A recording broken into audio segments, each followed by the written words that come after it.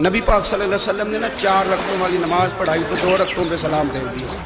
صحابہ خاموش ہیں سارے، چپ، ہم نہیں بولتے۔ ایک صحابی تھے، ان کا نام تھا حضرت ذوالیدین رضی اللہ عنہ۔ ان کے ہاتھ ذرا لمبے تھے، تو ایک دن حضور نے فرمایا یا ذوالیدین، او لمبے ہاتھوں والے۔